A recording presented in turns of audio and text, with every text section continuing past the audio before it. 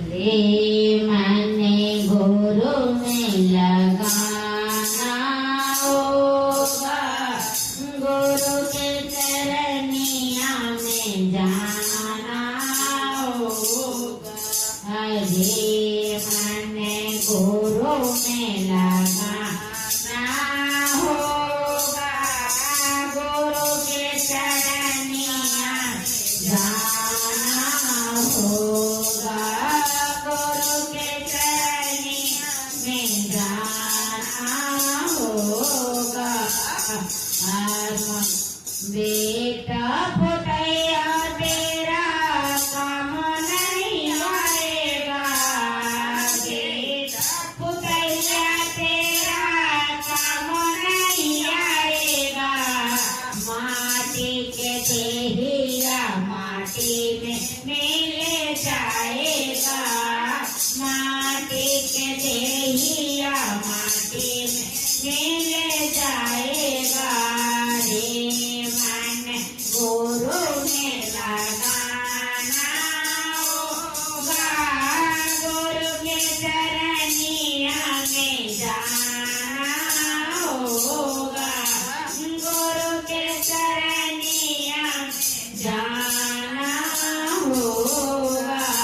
कोठाय तारी तेरा काम नहीं आएगा, कोठाय तारी तेरा काम नहीं आएगा। माटी के देहिया माटी में मिल जाएगा, माटी के देहिया माटी में मिल जाएगा।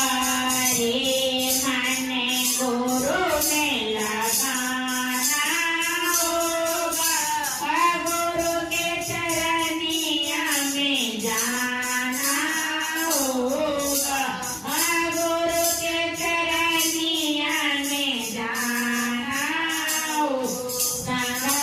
सहेलिया तेरा काम नहीं आएगा, सहेलिया तेरा काम नहीं आएगा। माटी के देहिया माटी में मिल जाएगा, माटी के देहिया माटी में मिल जाएगा।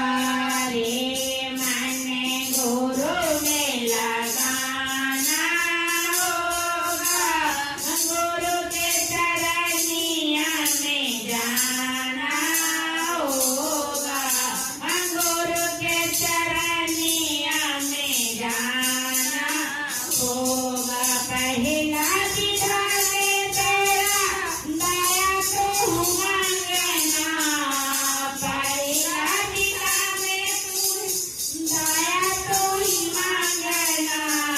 दूसरा विधान मेरे मन मातर का तू करना, दूसरा विधान मेरे मन मातर का तू करना।